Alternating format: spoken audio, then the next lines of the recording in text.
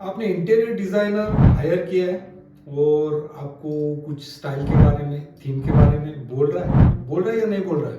अगर नहीं बोल रहा है तो उसको पूछो कि आप कौन सा थीम मुझे वर्कआउट करके दे रहे हो या कौन से थीम में आप मुझे प्रपोजल भेज रहे हो। एक पर्टिकुलर थीम होना बहुत ही जरूरी है। बहुत सारे थीम्स आते हैं लेकिन हम एक एक करके डिस्कस करेंगे। This is Arun APG interior blog. मेरा नाम है अरुण। मैं इंटीरियर के रिलेटेड वीडियोस बनाता हूँ। आज का टॉपिक है इंटीरियर डिजाइन थीम्स, उसके बारे में हम जानेंगे। सो चालू करते हैं आज का वीडियो।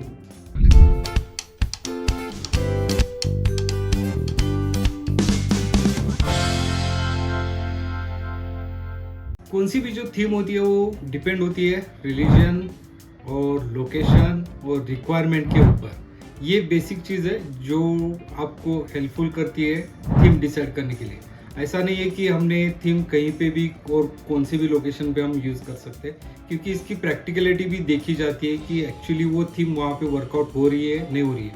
सो लोकेशन बहुत ही मैटर करता है। सो पहली थीम है कोस्टल चिक। नाम से ही पता चलता होगा कि कोस्टल मीन्स सी साइड जो होम्स होते हैं उसको ज़्यादा करके प्रेफर करते हैं कोस्टल चिक। यहाँ पे जो कॉम्बिनेशन होता है वो नेचर के रिलेटेड होता है, जैसे सी का कलर है, सैंड का कलर है या स्टोन्स के कलर है, और नेचुरल जो ट्रीज होते हैं, लीव्स होते हैं, उसके ग्रीन कलर होता है। तो बेसिकली इसके ऊपर ये थीम डिपेंड करती है। इस थीम में मैक्सिमम ओपन विंडोज होते हैं जो उसके साइज होते हैं और नॉर्मल साइज से थोड़े बड़े रखते हैं। इसमें ज़्यादा करके कॉटन, जूट ऐसे फैब्रिक्स यूज़ किए जाते हैं। बेसिकली यहाँ पे जैसे मैंने कहा कि ब्लू, बेज, ग्रे, वाइट ये कलर्स मैक्सिमम यूज़ होते हैं इस थीम में। इसका जो डिज़ाइन फॉर्म होता है वो फॉर्म होता है straight line forms, solid forms, would use कर सकते हैं इसमें। तो ये कोस्टल चिक में आता है। और इसमें जो फ्लोरिंग होता है ज़्यादा करके वुडन फ्लोरिंग यूज़ किया जाता है इसमें, और कर्टन्स, चिक ब्लाइंड्स, शेयर ऐसे कर्टन्स यूज़ किए जाते हैं। तो स्कैंडिनेवियन, तो इस थीम में मैक्सिमम नेचर के रिलेटेड ही कलर्स यूज़ किए जाते हैं। जैसे फ्लोरिंग है, इसमें भी वुड फ्लोरिंग ही यूज़ किया जाता है। चेयर्स के जो लेग्स होते हैं ये मैक्सिमम डायगोनल होते हैं, यानी डायगोनल हर शेप में आता है। जैसे चेयर के लिए आएगा, बेड के लिए आएगा, तो इसमें डायगोनल ज़्यादा करके यूज़ किया जाता है। इसमें ऑर्गेनिक फॉर्म्स का ज़्यादा इस्तेमाल होता है। स्टोरेजेस की बात करें तो इसमें मल्टी लेवल स्टोरेजेस कंसिडर किए जाते हैं ये थीम में। तो स्कैंडिनेवियन सर्च करेंगे, फोटो सर्च करेंगे तो उसमें भी आप देख सकते हैं कि light beige, grey, light brown ये कलर्स ज़्यादा करके यूज़ होता है। और इसमें और एक बात है, जो लाइटिंग अगर सोचा जाए लाइटिंग के बारे में या फिक्सर के बारे में, लैटर्न्स होते हैं या ट्राइपॉड्स होते हैं जो लाइट्स में यूज़ होते हैं, वो ज़्यादा करके यूज़ होता है। फोटो फ्रेम्स भी नेचर के रिलेटेड ही ज़्यादा करके फोटो फ्रेम्स यूज़ किए जाते हैं। So this is the Scandinavian theme है बोहेमियन। तो एक्चुअली ये इंस्पायर्ड है आर्टिस्ट को ध्यान में रख के, या ये आप ऐसा भी बोल सकते हैं कि इन्वेंटेड बाय आर्टिस्ट। इसमें ज़्यादा से ज़्यादा 2 से कई ज़्यादा थीम्स यूज़ किए जाते हैं, यानी फ्यूजन बोल सकते हैं, कॉम्बिनेशन बोल सकते हैं। तो ये 2 थीम से भी ज़्यादा एक कॉम्बिनेशन होता है। आर्टिस्ट का काम कैसे होता है कि ज़्यादा से ज़्यादा एक्सप्लोर करते हैं, ऐसे ही इस थीम में किया जाता है।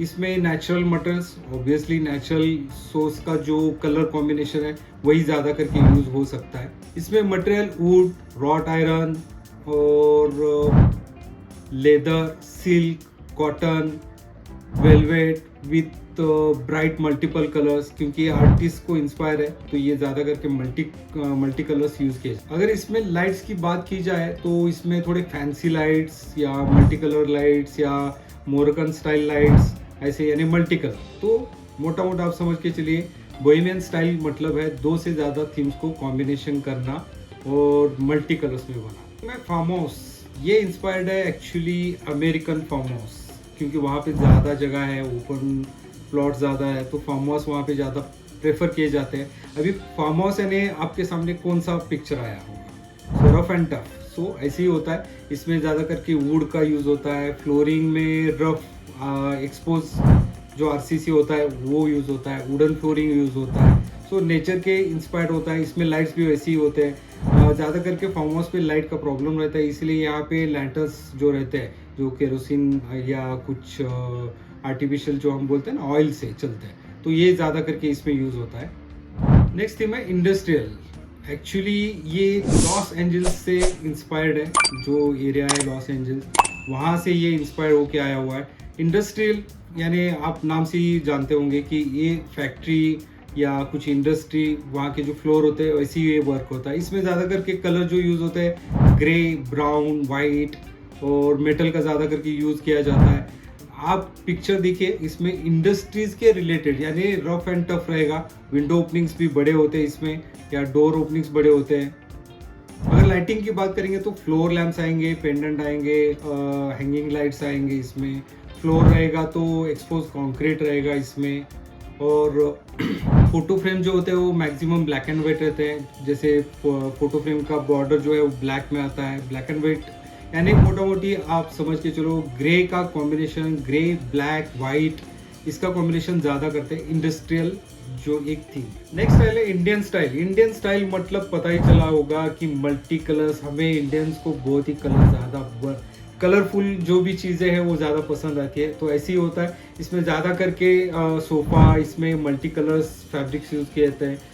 जैसे कर्टन्स में भी मल्टी कलर्स, फ्लोरल पैटर्न्स, और मोल्डिंग का ज़्यादा यूज़ होता है, वुड का ज़्यादा यूज़ होता है। या आप झरोका जाली जो बोलते हैं, राजस्थानी आप अगर झरोका जाली जो बोलते हैं, विंडो को लगाते हैं, वो ज़्यादा करके यूज़ होता है। इंडियन सीटिंग, लो हाइट सीटिंग प्रेफर किया जाता है इसमें। नेक्स्ट थीम है मॉडर्न थीम। सब लोगों को ऐसा लगता है कि modern theme means current trend जो चल रहा है वो। एक्चुअली इसका इन्वेंशन 1940-60 में हुआ था। उस टाइम वहाँ पे इंटीरियर का डिपार्टमेंट कुछ अलग या सेपरेट नहीं था, तो उन लोगों ने क्या किया कि इस डिपार्टमेंट को अलग से किया और इन्वेंट किया, और उन्होंने नाम दिया उसका मॉडर्न इंटीरियर। सो 1940 से लेके 60 में इन्वेंट हुआ है।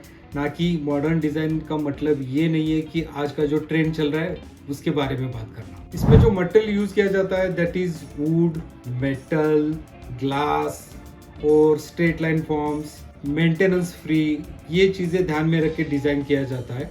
कलर्स की बात करें तो white, cream, beige, black, accent colours, ये थीम में ज़्यादा करके यूज़ करते हैं। हाईलाइट करने के लिए मस्टर्ड येलो है, या ब्राइट ब्लू यूज़ कर सकते हैं, या डीप पर्पल। ऐसे जो बोल्ड कलर्स है ये पैटर्न वॉल में आपको दिखेंगे इस थीम में, मॉडर्न थीम में। विंडोज़ की बात करें तो मैक्सिमम ओपन विंडोज़। लाइटिंग की बात करें शैंडिलर, ट्राइपॉड, पेंडेंट लाइट्स, ऐसे ज़्यादा करके यूज़ किया जाता है। सो आशा करता हूँ आपको ये वीडियो अच्छा लगा होगा। इसी तरह आप प्यार देते रहिए, सब्सक्राइब कीजिए, क्योंकि अभी तक बहुत सारे लोग देखते हैं वीडियो बट सब्सक्राइब नहीं करते। सो सब्सक्राइब कीजिए जिससे हमारा हौसला बढ़ता है और नए नए वीडियोज़ लाने की हम कोशिश करते हैं जिसमें ज़्यादा से ज़्यादा आपको इन्फॉर्मेशन दे सके। So that's it guys, this is Arun signing off. फिर मिलेंगे अगले वीडियो में ऐसे ही कुछ नए टॉपिक लेके। So tata, bye bye, see you.